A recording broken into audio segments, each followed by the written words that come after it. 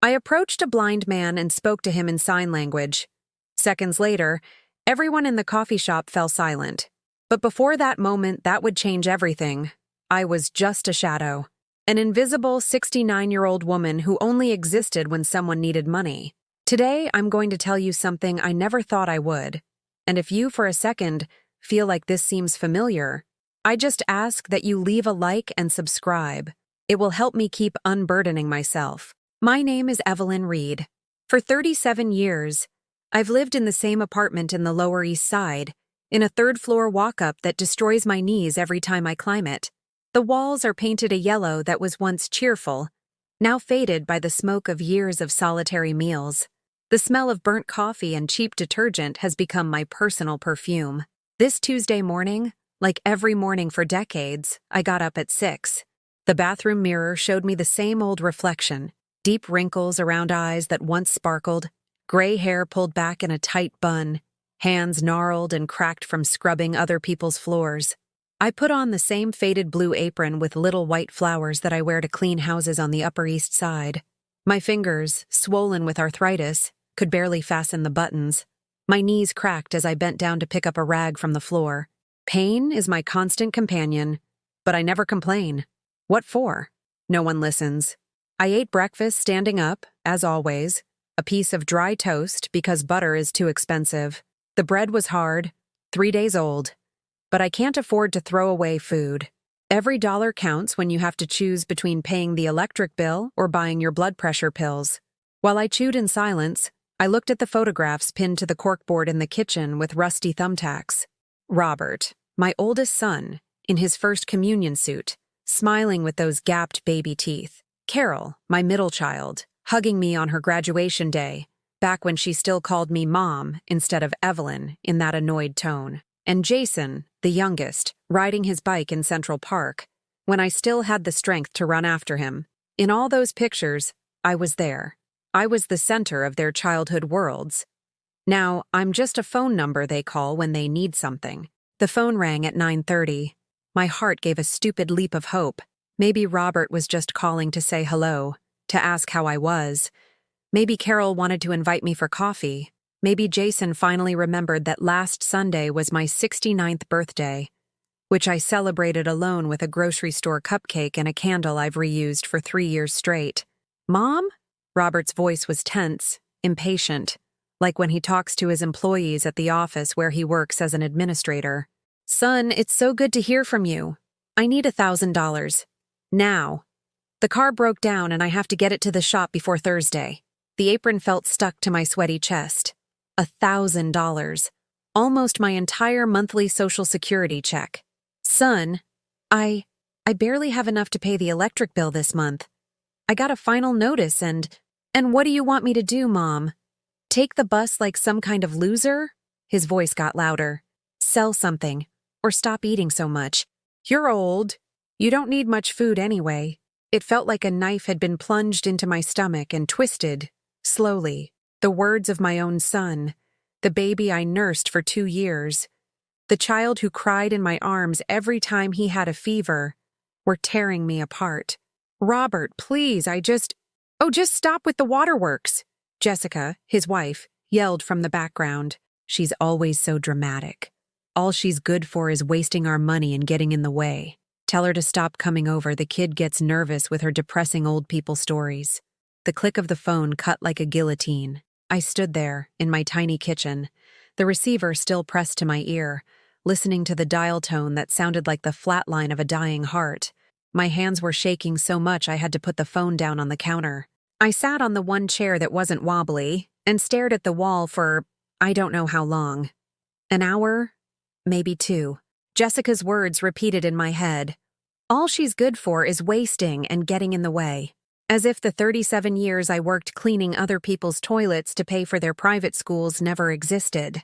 As if the nights I spent hand-sewing their Halloween costumes because I couldn't afford to buy them were just a fairy tale. As if the 3 jobs I worked simultaneously for years so they could go on beach vacations while I stayed alone in the city every August meant absolutely nothing. I looked at the calendar hanging on the wall. It was a cheap one from a dollar store, with kittens on it. April. Not a single date circled. No grandchild's birthday to remember because they don't let me see them. No family dinners planned because they stopped inviting me 2 years ago. I stood up as best I could, my knees protesting. I didn't want to stay in that apartment where every corner reminded me of how invisible I had become. I took off the apron, put on my worn-out brown coat, the same one I bought at a thrift store 15 years ago, and left. The stairs felt endless. Each step was a reminder of my age, my exhaustion, my loneliness. On the first-floor landing, Mrs. Diaz was taking out her trash. "Good morning, Evelyn," she greeted me with a smile. "How are you?" "Fine, fine," I lied, like I always lie. I walked aimlessly through the streets of the Lower East Side. I passed by the Essex Market where I used to buy fresh vegetables when I still cooked for someone other than myself. I passed by the bakery where the smell of fresh bread reminded me of the Sundays my children would come for breakfast and I would make pancakes. My feet led me toward the East Village, a trendier area where I didn't fit in with my old coat and worn-out shoes. There was a modern coffee shop filled with young people with their laptops and their lattes with foam art, a place where people take selfies with their expensive croissants. I went in because I needed to sit down, because I needed to be warm, because I needed to feel that I still existed somewhere, even if only as a customer paying $3 for a tea. I sat in a corner, as far away as possible from the laughter and lively conversations. I ordered a black tea that burned my lips but at least warmed my hands. I looked out the window, watching a life pass by that no longer belonged to me, and then I saw him come in. A young man, maybe 30, with a white cane and a gray, lint-covered vest. He was blind. He stood at the entrance, moving his head from side to side, patting the air with his free hand, searching for direction in a world he couldn't see. No one got up. No one offered to help. The baristas kept chatting among themselves as if nothing was happening. The customers lowered their gazes to their phones. In that moment, I saw in him what I felt: invisibility, abandonment, the feeling of being in a crowded place and being completely ignored. I stood up. My knees creaked as I got to my feet. But for the first time in weeks, the pain didn't stop me. I walked toward him slowly, navigating around the tables full of people who continued to ignore him as if he were just another piece of furniture. "Sir, do you need help?" I asked in a soft voice, getting closer. He didn't answer. He didn't even turn his head toward me. He just kept moving his free hand in the air, feeling for nothing, looking for something solid to hold on to. His face wore an expression of resignation that I recognized immediately because it's the same one I see in the mirror every morning. I got closer, and then I saw it. Hanging from his neck was a small silver pendant with the international symbol for sign language. A jolt went through my chest. He wasn't just blind. He was blind and deaf. My breath caught for a second. This man lived in a silence and darkness I could barely imagine. And yet, there he was, trying to survive in a world that clearly had neither time nor patience for him. Something stirred in my memory as if waking from a long slumber. More than 40 years ago, when Robert was just a baby, I worked cleaning a community center up in the Bronx. There, I met Maria, a deaf woman who gave free sign language workshops on Saturday afternoons. I would go with baby Robert wrapped in a sling, sitting in the back of the room while he slept, absorbing every gesture, every hand movement as if they were sacred words. Maria taught me how to say thank you, help, I need, home, family. She taught me that hands could speak more clearly than 1,000 voices. Then Maria moved to Florida, and I never used those signs again. The years buried them under layers of forgetting, under decades of cleaning, cooking, raising children, working to exhaustion. But now, standing in front of this lost man in the middle of the coffee shop, my hands remembered what my mind had forgotten. I raised my trembling right hand and placed it in front of him, right where his fingers were patting the air. He stopped when he felt the contact. His expression changed immediately, shifting from resignation to something like surprise. With my arthritic fingers, with movements that were clumsy and rusty with time, I formed the signs my memory had stored for 4 decades. Do you need help? My hands moved slowly, unsure, trembling not just from the arthritis, but from the emotion of using a language I thought was completely gone. He placed his hands over mine, reading my movements through touch. His face transformed. A small, almost imperceptible smile appeared on his chapped lips. His own hands moved in response, and though he couldn't see them, I could. "Thank you. I'm looking for a free table." No one was talking to me. Those last words, those simple gestures, broke my soul in two. No one was talking to me. Exactly like me. No one talked to me except to ask for money. No one saw me except when they needed something. "Come with me," I signed, more confidently now, the gestures flowing more naturally than I expected. I gently took his arm, feeling the worn fabric of his vest under my hand. He was thin, too thin. His bones felt fragile beneath my palm. I led him slowly between the tables, careful with each step, navigating around backpacks thrown on the floor and poorly placed chair legs. I took him to my corner table. He felt for the chair with his white cane before sitting down, and then he let out a long, deep sigh, as if he had been holding his breath for hours. I sat across from him. For a moment, neither of us did anything. We just existed in that small, shared space, two invisible people who had finally seen each other. Then he raised his hands again and signed. I thought they didn't see me. I thought I was invisible. Tears welled up in my eyes so quickly I couldn't stop them. My own hands trembled as I replied, "Sometimes you think you're invisible, but you're not." It was at that exact moment that the entire coffee shop went silent. I looked up and realized that all conversations had stopped. The laughter, the clicking of keyboards, the clinking of spoons against cups. Everything had frozen. Every single person in that place was staring at us. The baristas behind the counter had their mouths agape, their trays suspended mid-air. A young woman with pink-dyed hair had her phone raised, but the screen was dark, forgotten. A man in a suit with a loosened tie had stopped mid-sip, his coffee cup still near his lips. They were all looking at us. At me, an old woman in a worn-out coat and deformed hands. And at him, the man they had completely ignored just seconds before. I felt naked, exposed, as if I had done something forbidden, something I wasn't supposed to do. An invisible woman wasn't supposed to draw attention.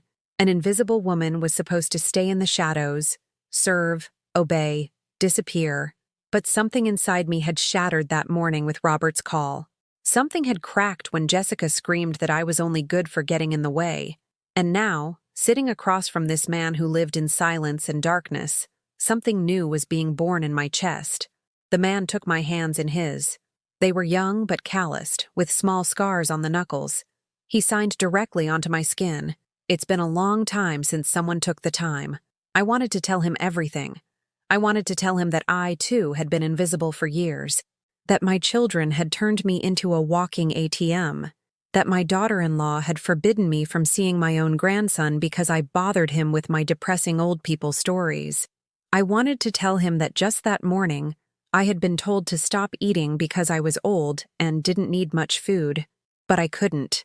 The words, the gestures, were stuck in my throat, in my fingers. I could only squeeze his hands tightly, conveying in that touch everything I couldn't express. A waitress approached our table. She was young, maybe in her early 20s, with her hair in a high ponytail and her apron stained with coffee. She looked nervous, biting her lower lip. "Excuse me, ma'am," she said quietly. I've never seen anyone do that before. Do you know sign language?" "A little," I answered, my voice hoarse after so much silence. "I haven't used it in many years." The waitress looked at the man, and then at me. Her eyes grew moist. "My little brother is deaf. I always wanted to learn but never had the time. Can I buy him a coffee?" "Him, I mean. Please."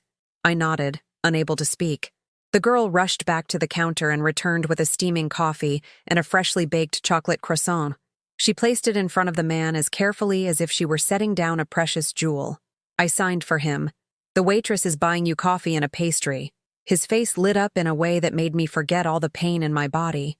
He raised his hands toward where he estimated she was and signed, "Thank you." The waitress didn't understand the gesture, but she understood the feeling. She placed a hand on her chest and smiled through tear-filled eyes. Another customer got up. He was an older man, about 70, with a gray mustache and a wool vest. He approached our table, shuffling slightly, leaning on his cane. Ma'am, he said in a gravelly voice, I served in the army 50 years ago with a deaf comrade. I never learned to talk to him properly. I've always regretted that. He paused, his eyes glistening. Thank you for reminding me that I should have done better. I didn't know what to say. I just nodded as he returned to his table, discreetly wiping his eyes with a wrinkled handkerchief. A woman with a baby and a carrier on her chest approached shyly. She had dark circles under her eyes that spoke of sleepless nights. Sorry to bother you, she whispered, rocking the baby. Could you teach me just one sign? Just one. To say I love you. I want my son to grow up knowing there are more ways to communicate, that there are different people, and they all deserve to be heard. My heart expanded in my chest in a way I hadn't felt in years. With trembling hands, I showed her the gesture, making a fist and extending the thumb, index finger, and pinky finger. She repeated it once, twice, 3 times, until she had it memorized.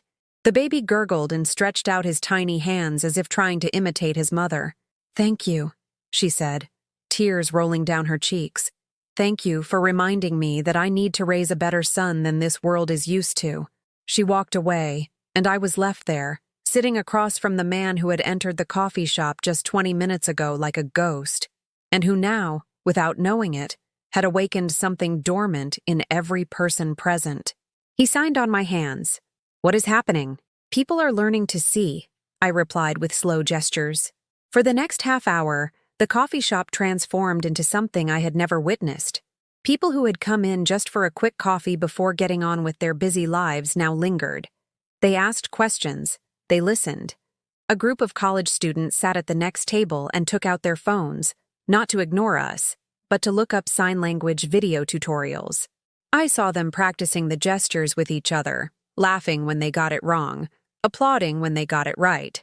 An elegant woman, the kind who wears pearls and carries expensive handbags, came over and placed a $20 bill on our table. This isn't charity, she clarified firmly. It's gratitude. Gratitude for making me feel ashamed of myself. I walked right past him at the entrance and did nothing. You taught me that we can always do something. I tried to give the money back, but she was already gone, walking quickly toward the exit as if she was afraid she might change her mind. The man touched the bill with his fingers, feeling it. What is this? He signed, confused. A gift. From someone who learned something today because of you. I didn't do anything. You existed. That was enough. He lowered his head and his shoulders trembled. He couldn't see me. He couldn't hear his own crying, but I could. It was a silent, deep cry, the kind that comes from the soul, not the body. I reached out and gently touched his arm. He placed his hand over mine and squeezed. In that moment, I understood something I had forgotten during all those years of cleaning other people's houses, raising ungrateful children, living for others. I existed too, not just as a mother, not just as an employee, not just as the woman who paid bills and endured humiliation. I existed as Evelyn, as a whole person, with my own worth, with something to give that wasn't money or sacrifice. The manager of the coffee shop, a man in his 40s with a neat beard and a black apron, approached our table. For a second, I was afraid he was going to ask us to leave for causing such a commotion. Ma'am, he said, his voice emotional, in the 5 years I've been running this place, I've never seen anything like this. Never. He paused and wiped his nose with the back of his hand. Your order is on the house today, and if you ever want to bring your friend back, you will always be welcome. Always. Friend, he had said. I didn't even know this man's name, and the manager already considered us friends. I realized I didn't know his name either. I signed, What is your name? He spelled it out with the manual alphabet. Ethan. Evelyn, I replied, spelling my own name. Thank you, Evelyn, for seeing me when no one else did. Thank you, Ethan, for reminding me that I can still be useful in a way that doesn't hurt. We spent almost 2 hours in that coffee shop. Ethan told me, through signs and spelling, that he lived alone in a shared apartment with 3 students who were almost never there, that he was studying to be a massage therapist at a special center for people with disabilities, that his mother had died when he was 16, and his father had started a new family that had no room for a blind and deaf son. That many days he just stayed in his room because going outside meant facing a world that treated him like he didn't exist. I told him less than I should have. I told him I had 3 children, but not that they had abandoned me. I told him I had cleaned houses my whole life, but not that I was still doing it at 69 because my Social Security wasn't enough. I told him I lived alone, but not that my own son had told me to stop eating that morning because I was old. Some shames are too heavy to share, even with someone who understands invisibility. When we finally left the coffee shop, it was late afternoon. The April sun cast a soft glow on the city streets. Ethan held out his hand, and I took it. "Will we see each other again?" he asked with signs full of hope. "Yes," I answered without hesitation. "Yes, we will see each other again." I gave him my phone number written on a piece of paper, though I immediately realized how absurd the gesture was. He laughed, a silent laugh you could see in the way his shoulders bobbed up and down. He took out his own phone, one adapted with special apps, and showed me he could type messages that the phone then converted into vibrations, which he read through a system I didn't fully understand but seemed magical. We exchanged contact information and said goodbye with a long hug. He smelled of cheap soap and loneliness, just like me.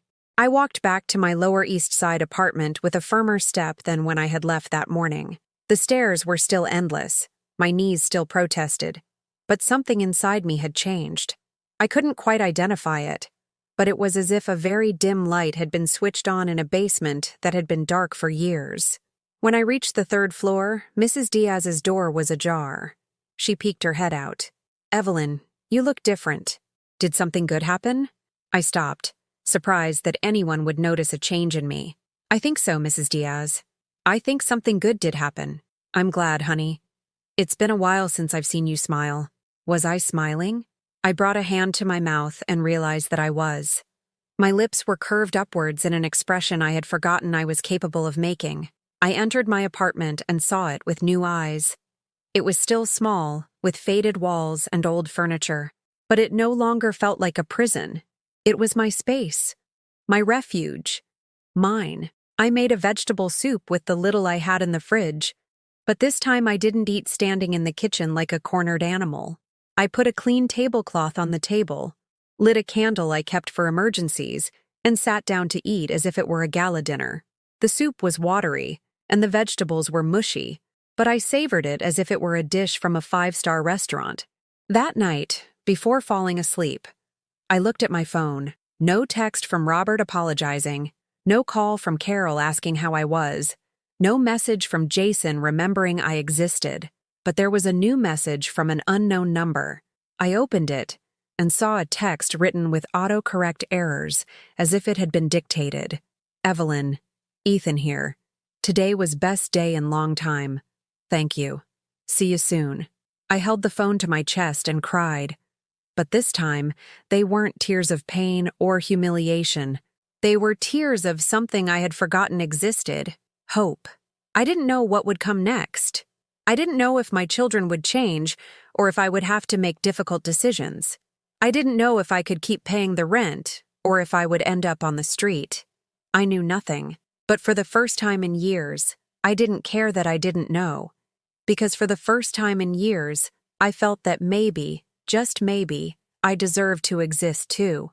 The next 3 days passed in a strange calm, like the silence before a storm. I kept cleaning houses, kept climbing up and down stairs with my protesting knees, kept buying the cheapest things at the market, but something had changed in the way I walked, in how I held my head. On Thursday afternoon, while I was mopping the marble floor at Mrs. Gutierrez's house on the Upper East Side, my phone buzzed. It was Robert. My heart did that stupid leap of hope it still hadn't learned to control. "Mom, I need to talk to you. It's important. Come to the house tomorrow at 6. It wasn't a question. It wasn't an invitation. It was an order, as always. I replied with a simple, "Okay," though 1,000 questions were crowding my throat. Had he regretted how he spoke to me? Was he going to apologize? Was he finally going to admit he had treated me like garbage? I barely slept that night. I tried on the same outfit 3 times, wanting to look presentable but not too nice, lest they think I had money hidden somewhere. I finally decided on a beige blouse Carol had given me 5 years ago, back when she still pretended to love me. On Friday, I arrived at Robert's house 15 minutes before 6. They lived in a townhouse in Westchester, a community with a shared pool and perfectly manicured lawns. I had helped pay the down payment on that house, emptying 10 years of my life savings. It's an investment for the whole family, Robert had told me then, hugging me with a smile I believed was genuine. I stood on the sidewalk, looking at the windows with their white linen curtains, the small garden with its well-pruned rose bushes, Jessica's new car parked in the driveway. Everything I would never have. I rang the doorbell. No one answered. I rang it again. Silence. I checked my watch. It was 5 minutes to 6. I waited. At 6 o'clock sharp, the door opened. But it wasn't Robert. It was Jessica, with her perfectly straightened blonde hair, her nude-colored gel nails, her designer clothes I could never afford. She looked me up and down with that disdainful expression she had perfected over the 7 years she'd been married to my son. "Come in," she said without a greeting, without a smile, as if I were a salesperson with a product she didn't want.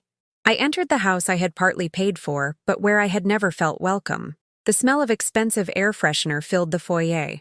Everything was immaculate, like something out of a home decor magazine. There were family photos on the walls, but I wasn't in any of them. It was as if I had been erased from their history. "Sit there," Jessica said, pointing to the white leather sofa I didn't dare touch with my shabby clothes. I sat on the edge, my hands in my lap, feeling like a scolded child awaiting punishment. Robert came in from the kitchen with a glass of whiskey in his hand. It wasn't even 6 in the evening.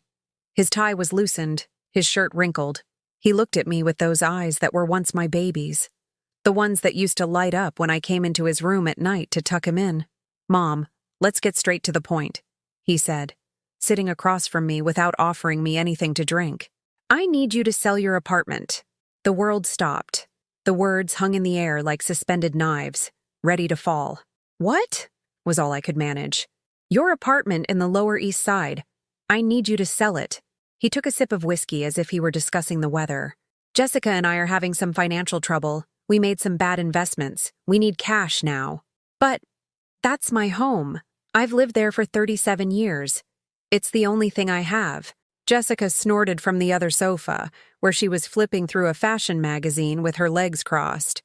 "The only thing you have," she repeated sarcastically, "as if you paid for that apartment all by yourself. Robert put in half the money when you bought it, so technically it's his too." That was a lie. A lie so enormous it took my breath away. Robert was 16 when I bought that apartment with money I had saved for 20 years cleaning houses. He hadn't contributed a single dollar, but now he was sitting there, drinking his whiskey, not contradicting his wife. "Robert, you know that's not true," I said, my voice trembling. "I bought that place on my own, with my own work, my own sweat." "It doesn't matter, Mom." He cut me off with an annoyed wave of his hand. "The point is, we need it. You can go live in a retirement home. There are some really nice ones for older people, or with Carol, or with Jason." "Carol? Jason?" The words came out like a croak. "Carol hasn't spoken to me in 2 years. Jason moved to Chicago and never answers my texts." "Well, that's your problem, not ours," Jessica said, snapping the magazine shut. "We have our own lives, our own children to support. We can't be saddled with an old woman who doesn't produce anything anymore. An old woman who doesn't produce anything anymore." The words stabbed my chest like shards of glass. Robert took some papers out of a briefcase on the coffee table. He held them out to me. "Here are the documents. We just need your signature." A notary friend of mine looked them over. "Everything's in order. You sell the apartment, you give me the money, and you find somewhere else to live. It's only fair." My hands were shaking so much I could barely hold the papers. I looked at them, unable to focus. The letters danced before my eyes, but I could make out enough. Transfer of property, capital disbursement, waiver of rights. "I can't sign this," I whispered. "I can't be homeless. I'm 69 years old, Robert. Where would I go?" "You should have thought of that before spending so much money on nonsense," Jessica said. "Instead of just sitting in your old apartment doing nothing, you could have gotten another job, saved more. But no, You preferred the easy life. The easy life? I wanted to scream at her that I had worked 3 jobs at once when her kids were little, that I had cleaned vomit, blood, and filth from strangers' houses so they could go to private schools, that my hands were deformed from scrubbing, my knees were shot from kneeling, my back was broken from carrying grocery bags for miles because I couldn't afford a cab. But I said nothing, because in that moment, I realized something terrible. It didn't matter what I said. To them, I was just a resource to be extracted, an ATM that had run out of cash, a problem to be solved. Mom, don't make this harder than it has to be. Robert sighed impatiently, glancing at his watch. I have a business dinner in an hour. Just sign it, and we can be done with this. I looked at my son. I really looked at him. And what I saw broke my heart in a way that even his phone call on Tuesday hadn't managed. I saw a stranger, a 42-year-old man who wore expensive suits and drank whiskey in the afternoon, who lived in a house I had helped pay for, who drove a car worth more than everything I had ever earned, a man who looked at me as if I were an obstacle between him and his next drink. And my grandson? I asked in a thin voice. Is Diego here? Can I at least say hello? Jessica shot up from the sofa as if on a spring. Diego's not here. And even if he were, we don't want him to see you. You tell him depressing stories about your miserable life, and you make him sad. A 6-year-old doesn't need to be burdened with his failed grandmother's drama. Failed grandmother. Every word was a slap. I stood up from the sofa, my legs trembling. The papers were still in my hand. Robert stood up too, expectantly. Are you going to sign or not? He asked, in that executive tone used to closing deals. I looked at the documents. I looked at my son. I looked at Jessica with her smile of anticipated victory. And then I thought of Ethan, in the coffee shop, of how I had walked toward him when everyone else ignored him. I thought of the waitress who cried, of the old man who apologized for not being better 50 years ago, of the mother with the baby who wanted to raise a more compassionate child. I thought of Ethan's message. Today was best day in long time. And I realized something. I deserved better days too. No, I said, and my voice sounded firmer than I expected. What? Robert frowned. I'm not signing. That apartment is mine. I paid for it with my work. And I am not going to give it to you so you can waste it on more stupid investments. The silence that followed was deafening. Robert stared at me as if I had spoken in another language. Jessica's mouth hung open, her triumphant expression freezing into a mask of disbelief. What did you say? Robert slammed his whiskey glass down so hard that liquid sloshed onto the glass table. I said no, I repeated, and this time my voice didn't waver. I'm not signing anything. Jessica jumped to her feet, her face flushing with fury. Who do you think you are to refuse? We're your family. You're supposed to help us. I helped you for 42 years, I answered, feeling something old and rotten break inside me. I gave you everything. My time, my money, my health, my entire life, and all I get in return are insults and humiliation. Robert took a step toward me, his face twisted with rage. We gave you a roof over your head when you were young and stupid. We gave you a family. Everything you have is because of us. I laughed. It was a bitter, dry laugh that scraped my throat. Because of you. Robert, I was 19 when I got pregnant with you. Your father left before you were even born.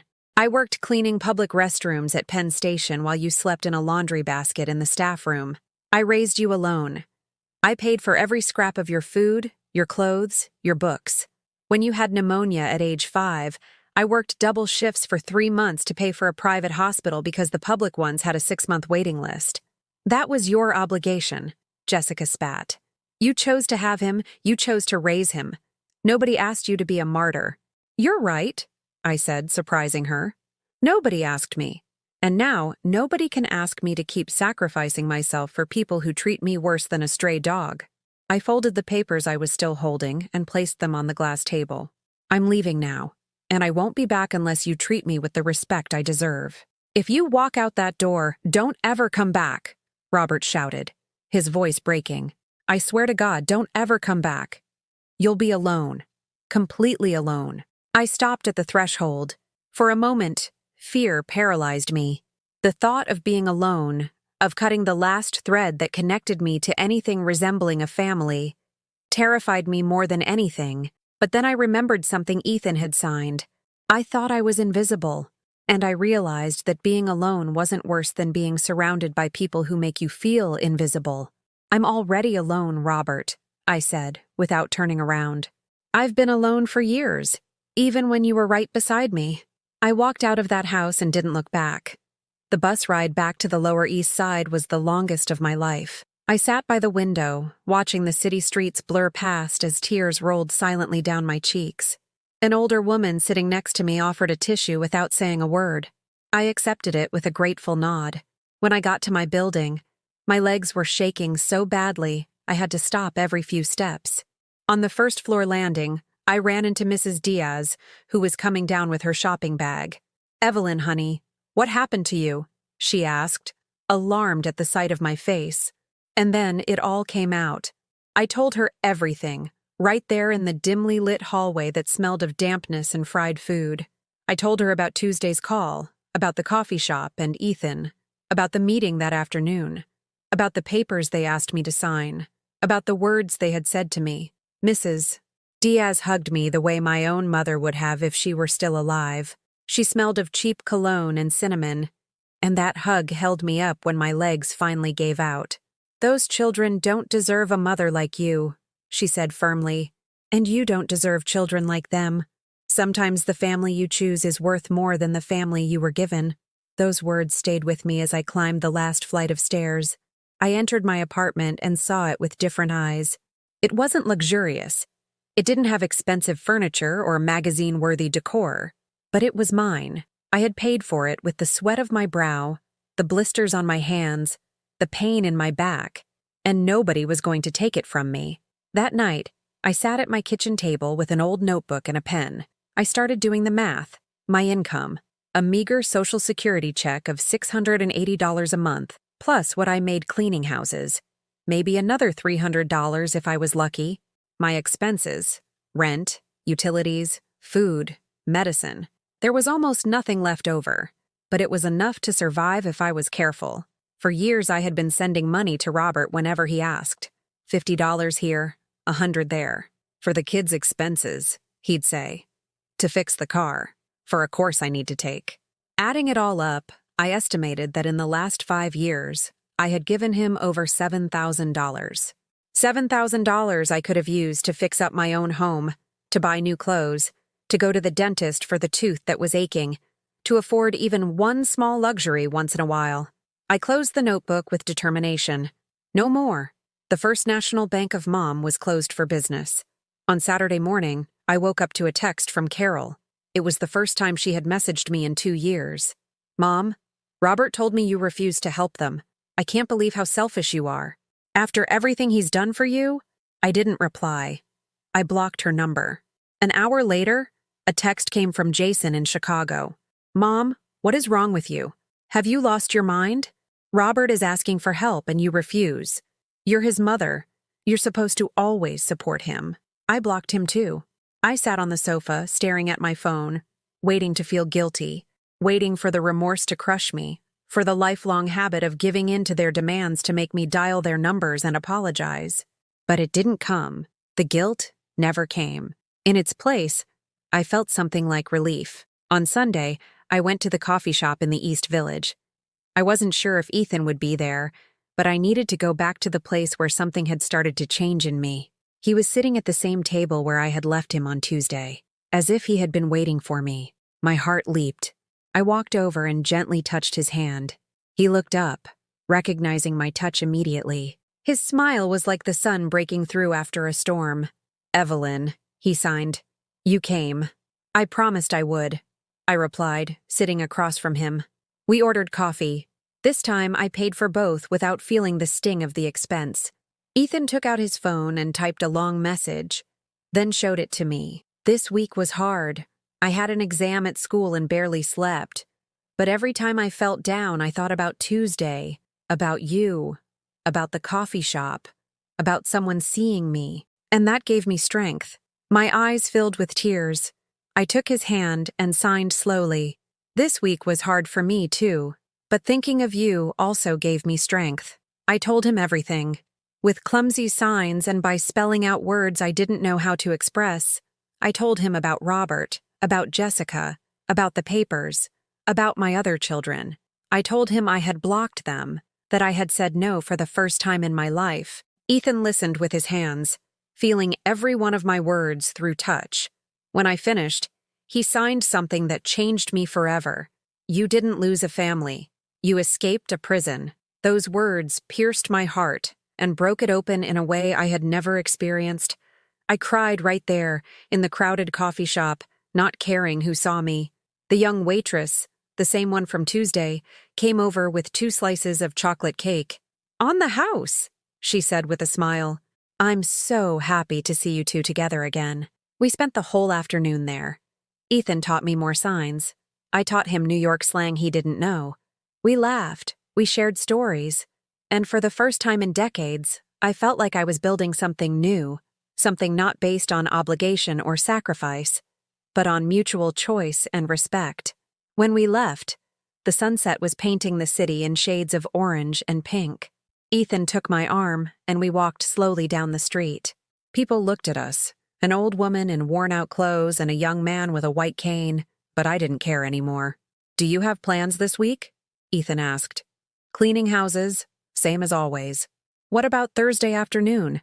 There's an ASL workshop at my school, for family and friends. Would you want to come?" I was about to say no, that I didn't have time, that I had to work.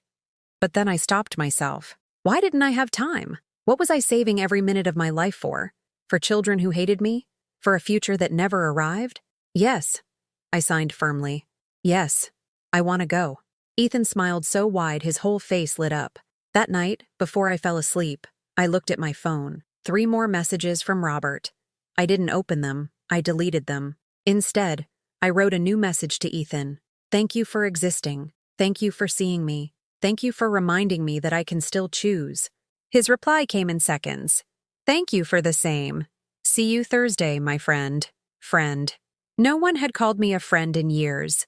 I fell asleep with a smile on my face, for the first time in a very, very long time. Thursday came faster than I expected. I spent the whole week feeling nervous, like a teenager getting ready for a first date. I tried on 4 different blouses before settling on an olive green one I had bought at a street market years ago, but never wore because it felt too cheerful for my gray life. Ethan's school was in Greenwich Village, in an old building converted into an educational center for people with disabilities. The outside walls were covered in colorful murals, hands intertwining to form words, eyes looking in every direction. Ethan was waiting for me at the entrance. When he saw me arrive, his face lit up in a way that made the entire subway ride worth it. "I thought you wouldn't come," he signed. "I promised I would. And now, I only keep promises I want to keep." He laughed. That silent laugh I was beginning to recognize and love. The workshop was in a large room with chairs arranged in a circle. There were about 15 people, all ages. A young mother with her deaf son who was about 8. A man my age whose wife had lost her hearing after an illness. 2 teenage sisters whose father was deaf, and others, each with their own story. Each there out of love or necessity or both. The instructor's name was Patricia. She was a deaf woman in her 50s with an energy that filled the entire room. Her hands moved with a grace and speed that seemed impossible, as if she were dancing instead of speaking. For 2 hours, I learned signs I had forgotten, and others that were completely new. I learned to say sorry, tomorrow, happy, important.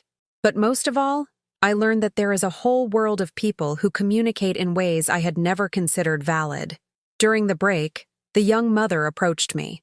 Her son was running around the room with other children, all of them laughing that soundless laugh that is pure visual joy. "Is this your first time here?" she asked.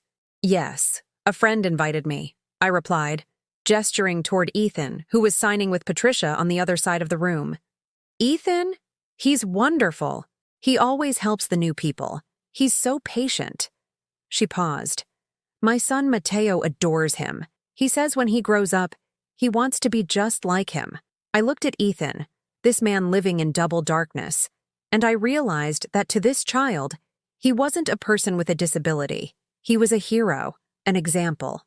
Someone who had learned to navigate a world not made for him and still managed to smile. Why couldn't my own children, who had every advantage I never had, see me with even half of that respect? At the end of the workshop, Patricia had us pair up to practice a conversation. Ethan, of course, was my partner. The task was to introduce ourselves using only signs, to tell the other person 3 important things about ourselves. I signed clumsily. My name is Evelyn. I am 69 years old. My whole life I cleaned houses to support my children. Now I live alone. Ethan replied, My name is Ethan. I am 31 years old. I study massage therapy. My family abandoned me, but I found a new family here. That word, here, hit me in the chest. I looked around the room, at all these people who had come to learn a language of love and patience, and I understood what he meant. After the workshop, a group decided to go for a drink at a nearby bar.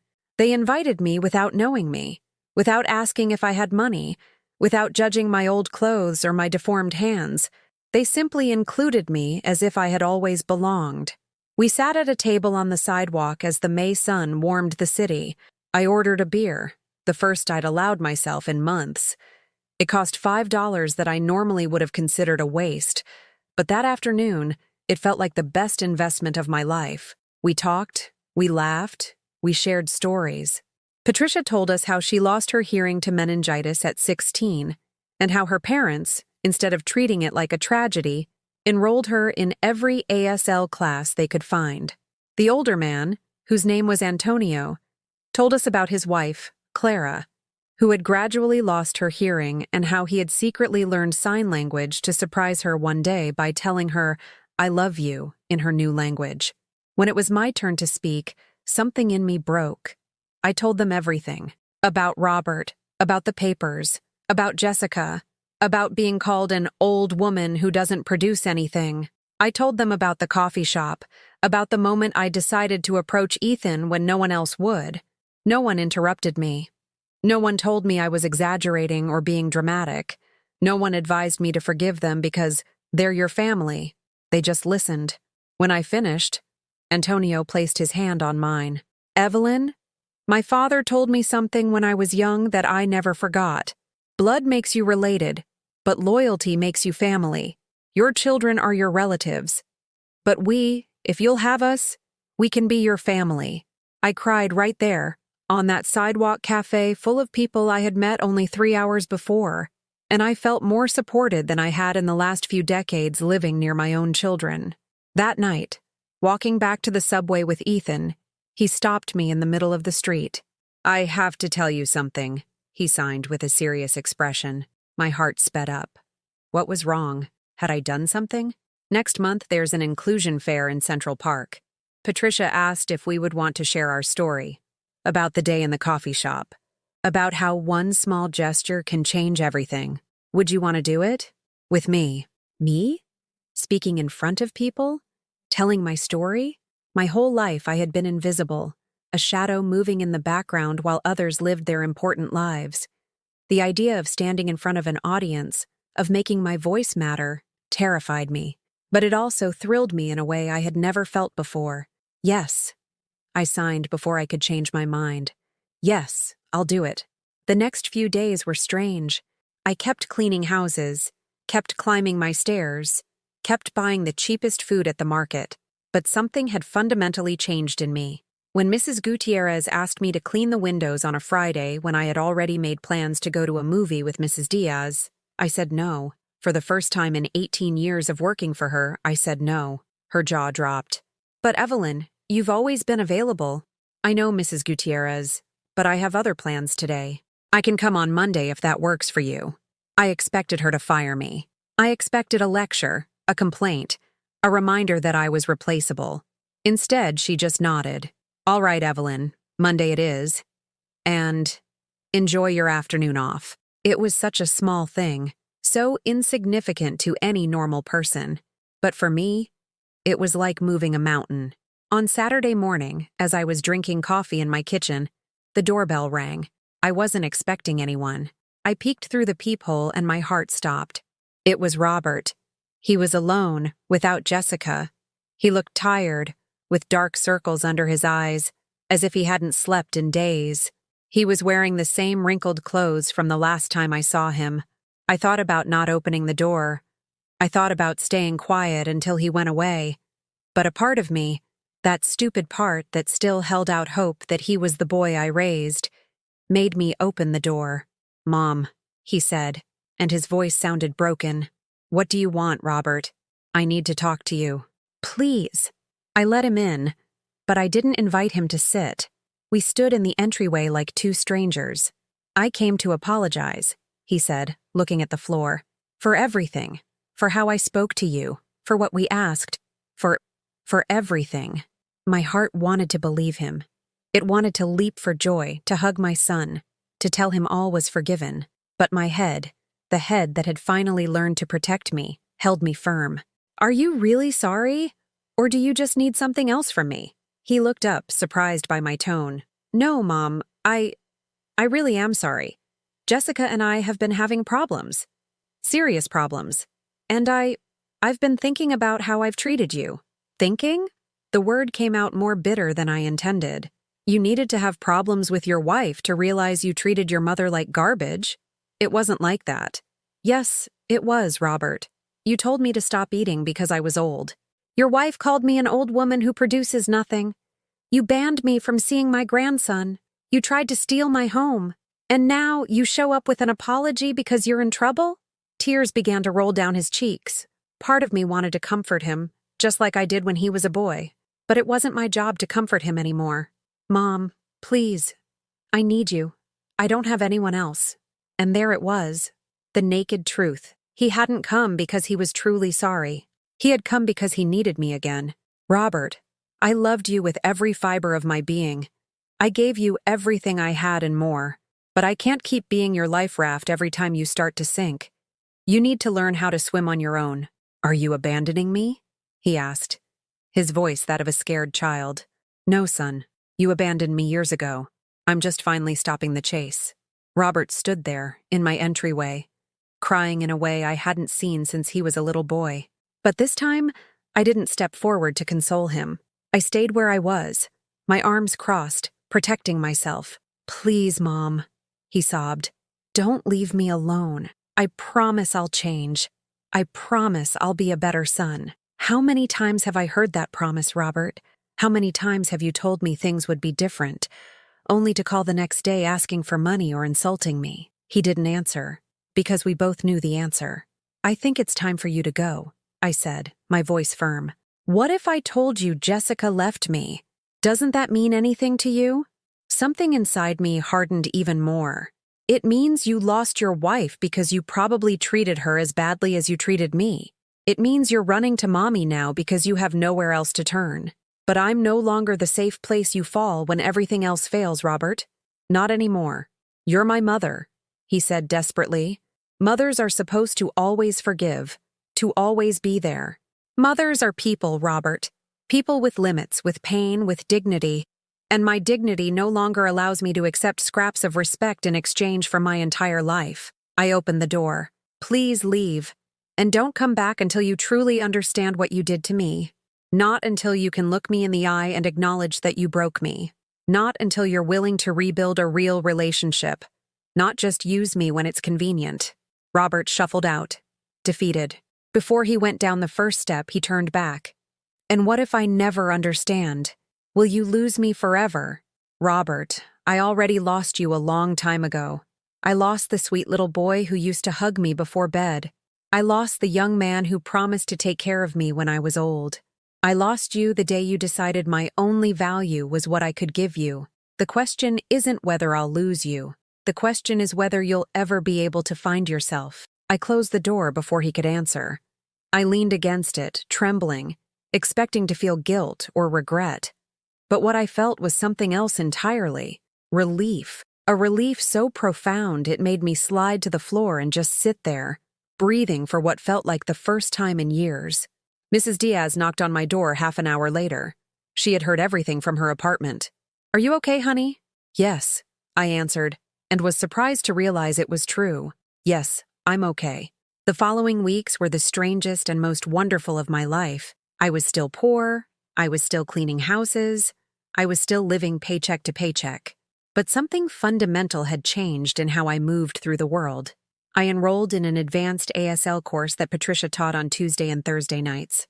It cost $30 a month, money I would have previously considered impossible to spend, but I cut back elsewhere. I stopped buying bread from the expensive bakery and got it from the supermarket. I stopped feeling like I had to buy expensive gifts for grandchildren I wasn't allowed to see. Ethan and I saw each other at least 3 times a week. Sometimes at the coffee shop in the East Village, where they knew us now and saved our corner table. Other times in Central Park, walking slowly among the trees while he told me about his classes, and I told him about the houses I cleaned and the rich ladies who treated me like furniture. One day, as we were walking near the lake, he asked me something that left me speechless. When was the last time you did something just for you? Something that wasn't an obligation or for survival? I thought for several minutes. When? 5 years ago? 10? 20? I don't remember, I confessed. Then it's about time, he signed with a smile. He took me to a small used bookstore in the village. The smell of old paper hit me as I walked in, awakening memories of when I was young and still had time to read, before life turned me into a machine of work and sacrifice. Pick a book, anyone you want. It's my treat. Ethan, you don't have to. I know I don't have to. I want to. There's a difference. I ran my fingers along the shelves, feeling the worn spines of old novels, forgotten poetry collections, dusty essays. I finally chose an old edition of 100 Years of Solitude, which I had wanted to read my entire life but never found the time. Ethan paid the $8 without a second thought, and when he handed me the book wrapped in brown paper, I felt as if he had given me the whole world. That night, I read until 2 in the morning, something I hadn't done in decades. I lost myself in Macondo, in the Buendia family, in their tragedies and impossible loves, and I understood something Garcia Marquez was trying to say, that sometimes families are condemned to repeat the same mistakes for generations, unless someone has the courage to break the cycle. I had broken the cycle. The day of the inclusion fair in Central Park came too quickly. I woke up with my stomach in knots. What was I going to say? Who would want to hear the story of an old cleaning lady who learned to say no? Patricia had helped me prepare a short speech. Nothing elaborate, just my truth. But standing in front of an audience to tell your truth is terrifying when you've spent your whole life hiding it. The fair was huge. White tents dotted the park, art workshops for deaf children, adaptive technology demonstrations, booths for nonprofits. And on the main stage, testimonials from people who had found ways to turn their limitations into strengths. Ethan and I were scheduled for 4 in the afternoon. There were about 200 people sitting in front of the stage when we went up. My heart was beating so loud I thought everyone could hear it. Patricia was there to interpret everything I said into ASL, and also to voice what Ethan signed. She was a bridge between our two worlds. I took the microphone with trembling hands. My name is Evelyn Reed. I'm 69 years old. And a month ago, I approached a blind and deaf man in a coffee shop and spoke to him in sign language. Seconds later, everyone in the coffee shop fell silent. But what no one knows is that that moment didn't just change the coffee shop. It changed me. My voice shook, but I continued. I told them about my children, about the phone call, about the abandonment.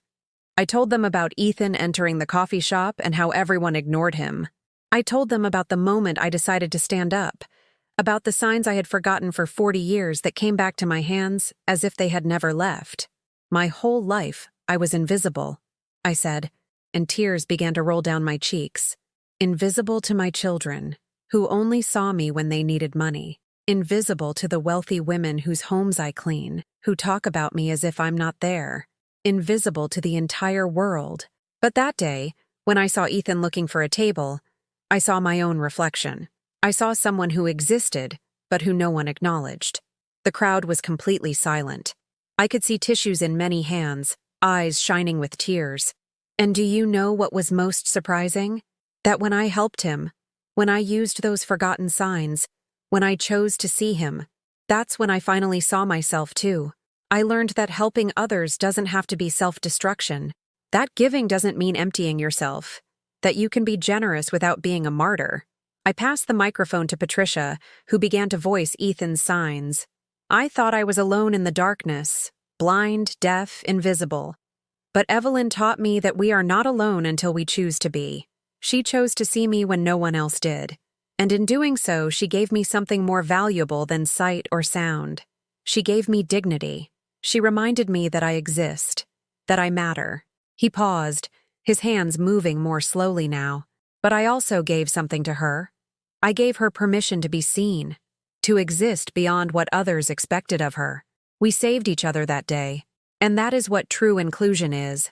Not just making space for others, but recognizing that when we do, we make space for ourselves too. The applause that followed was deafening. People on their feet, crying, clapping, not for us as individuals, but for what we represented. The proof that it is never too late to change, to choose, to be reborn. We came down from the stage and were surrounded by people. An older woman hugged me, crying, telling me she also had children who treated her like an ATM. A young deaf man gave Ethan a long hug, signing something that made my friend cry. A mother with 3 kids asked for my phone number because she wanted her children to learn sign language, and she wanted me to be their teacher. Me, Evelyn Reed, house cleaner, abandoned mother, a teacher, someone with something valuable to offer beyond my capacity for sacrifice. 3 months after the fair, my life was unrecognizable from the one I had lived for almost 70 years. I was still cleaning houses, but only 3 times a week instead of 6. On Tuesday and Thursday nights, I taught free basic ASL classes at the community center in the Lower East Side. 10, sometimes 15 people came each week. Mothers, fathers, siblings, friends of deaf people who wanted to communicate better. And I, with my arthritic hands and a voice that no one had wanted to hear for so many years, taught them. They didn't pay me. I didn't need the money. The payment was seeing their faces light up when they finally managed to say, "I love you," or "I'm here for you," with their hands. The payment was knowing I was building bridges where before there was only silence. On Saturday mornings, Ethan and I went to Essex Market together. I helped him pick out fresh vegetables, describing the colors and textures under his fingers. He helped me carry the bags because my knees couldn't handle the weight anymore. We looked like a mother and son, but we were something better. We were true, chosen friends, with no obligation of blood, only genuine love. The vendors at the market knew us. Rosie at the fruit stand always saved us the best apples. Mike the fishmonger would throw in a little extra because, as he said, we reminded him there's still good in the world. One August afternoon, as we were having coffee in our usual corner at the East Village spot, my phone rang. It was an unknown local number. I normally didn't answer calls from numbers I didn't know, but something told me to pick up. "Is this Evelyn Reed?" a professional female voice asked. "Yes, this is she. My name is Lucy Ramirez. I'm a producer for a local TV show called Stories That Matter. I was at the Inclusion Fair in Central Park and heard your testimony. I'd like to invite you and Ethan to be on an episode about unexpected human connections. Would you be interested?" I was speechless. Television? Me? I don't know what to say. I've never been on television. That's exactly why we want you. Your story is authentic, real. We don't need people who are used to cameras. We need people with something true to say. I told her I would think about it and call her back. When I hung up, Ethan was looking at me expectantly. I told him about the call. His hands moved with excitement. "You have to do it. Think of how many people could hear your story. How many mothers who feel invisible. How many children who don't know the damage they're doing." He was right. 2 days later, I called Lucy and accepted. The taping was a month later, in a small studio in Queens. There were bright lights that made me sweat, and a makeup artist tried to cover my wrinkles with powder that made me feel ridiculous. "Leave them," I told her. "My wrinkles are my story. Don't hide them." She smiled and put her powders away. For 45 minutes, Ethan and I told our story. But this time, I added something I hadn't said at the fair. I spoke specifically about my children, about Robert, Carol, and Jason. I didn't use their full names, but I talked about the abandonment, the emotional manipulation, the attempt to steal my home. If there are any mothers watching right now who feel guilty for setting boundaries with their children, I said, looking directly into the camera, I want to tell you something. You are not being a bad mother. You are being good to yourself. And teaching your children that they cannot walk all over you isn't selfishness. It's education. It's teaching them that people have value, even when that person is their mother. The interviewer, a young woman named Andrea, had tears in her eyes. And your children? Have they tried to contact you since you set those boundaries? Robert came by a few months ago, I answered. But he didn't come to truly apologize. He came because his wife had left him, and he needed someone to save him. I had to close the door on him. It was the hardest thing I've ever done, but also the most necessary. Do you miss your grandchildren? The question hit me like a punch to the gut. I took a deep breath. Every single day. Every day I think about Diego, about Sophia, about little Lucas who was born and I've never even held. But I learned something important. I can't keep destroying myself for relationships where I'm not welcome. Maybe someday when they're older, they'll look for me. And if they do, I'll be here. But I will not keep begging for scraps of love while being treated like a burden. The show aired on a Thursday night. I watched it at Mrs. Diaz's apartment. She had invited 3 other neighbors from the building. We sat in her small living room, eating popcorn she had made, like we were teenagers watching a movie. When my face appeared on the screen, I was surprised. I didn't look like the defeated woman I had been just a few months ago. My eyes had a light in them. My back was straighter. Even my voice sounded different, firmer, more confident. Will you look at that? Mrs. Diaz said, squeezing my hand. There's our Evelyn. The one she was always meant to be. My phone started ringing off the hook. Unknown numbers, messages from people who had seen the show. One woman wrote, I'm 52 and I just said no to my daughter for the first time. Thank you for giving me the courage. Another, my mother is 70 and my siblings treat her just like you described. I sent her the video. Maybe it will help. But there was one message that made my blood run cold. It was from Carol. Mom, I just saw the show. I can't believe you would humiliate us publicly like that. How could you? Now everyone knows we're bad kids. I hope you're happy you've destroyed our reputation. I didn't reply, but I saved the message as a reminder that I had made the right choice. Because even after hearing my story, after knowing the pain they had caused me, the only thing Carol cared about was her reputation. A week after the show, I was cleaning Mrs. Gutierrez's house when she came into the kitchen where I was mopping the floor. Evelyn, I need to talk to you. My heart sank. Had she seen the show? Was she going to fire me for airing my private life? I saw your interview on television, she said, confirming my fears.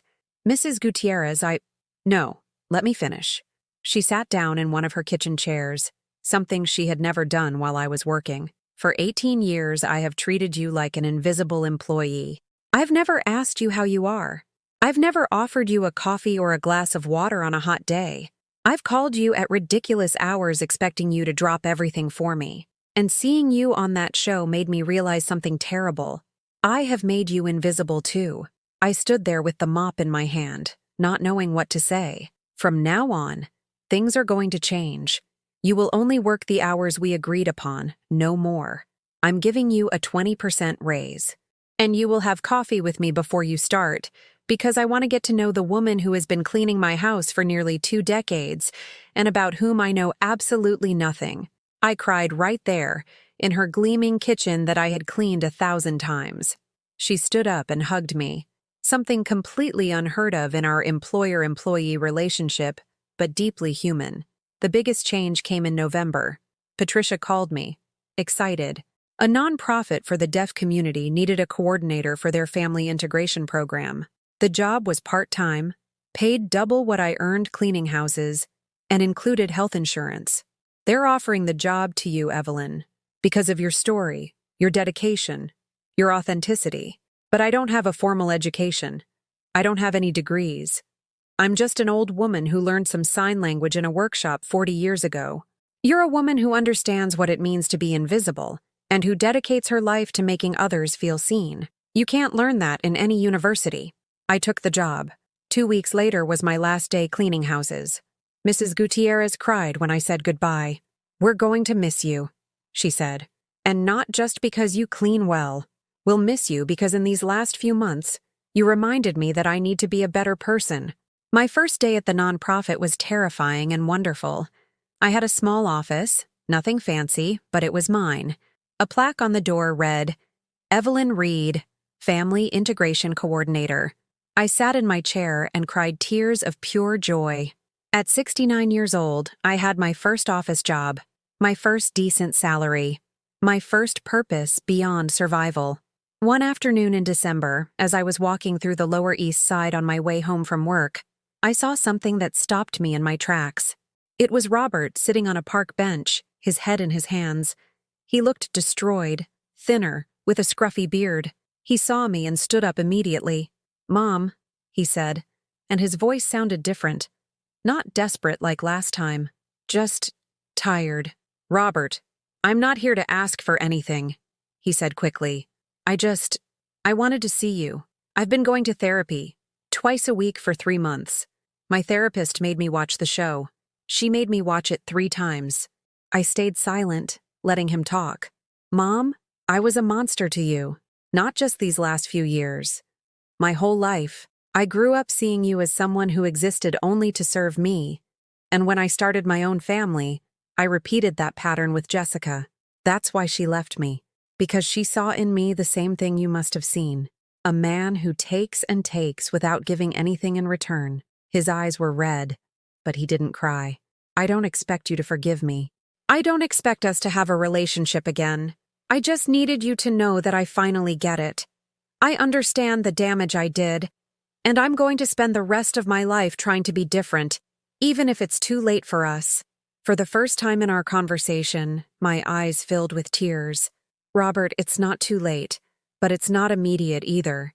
If you truly want to rebuild something with me, it's going to take time, years maybe.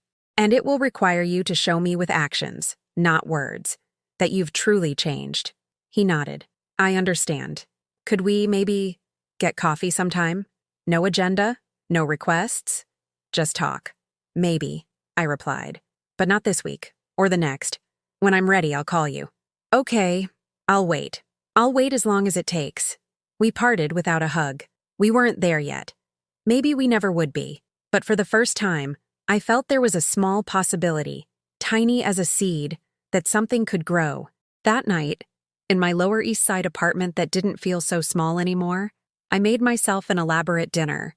I bought a piece of salmon I normally would have considered too expensive, made a fresh salad, and even poured myself a glass of wine Ethan had given me. I ate slowly, savoring every bite, sitting at my table with my clean tablecloth and my lit candle. Afterward, I read 2 chapters of 100 Years of Solitude before bed. Before turning out the light, I looked at the photos on my corkboard. Little Robert, Carol graduating, Jason on his bike. I didn't take them down, but I added new pictures. Ethan and me at the coffee shop, Patricia and the whole workshop group, the plaque from my office door, my face on the TV show. My life wasn't split between before and after. It was all part of the same path. The mistakes, the pain, the abuse. It had all brought me here. And here, finally, was a place where I existed. I've learned something I wish everyone who feels invisible could know. It is never too late to choose yourself. It is never too late to say no more. It is never too late to discover that you have value beyond what you can give to others. I approached a blind man and spoke to him in sign language that day in the coffee shop. But the person who was truly blind was me, blind to my own worth. And when I finally opened my eyes, the whole world changed. Not because the world was different, but because I finally saw myself. And let me ask you something. Have you ever felt invisible in your own life? Do you know someone who is living what I lived? If so, leave me your answer in the comments. Sometimes we just need to know we aren't alone. And if this story touched your heart, please leave a like and subscribe to the channel, because stories like this need to be heard. They need to reach that mother, that father, that person who is considering giving up today. Remind them that there is still time, that there is still hope, that they can still be reborn. I was reborn at 69. You can be reborn at any age. Thank you for listening to my story.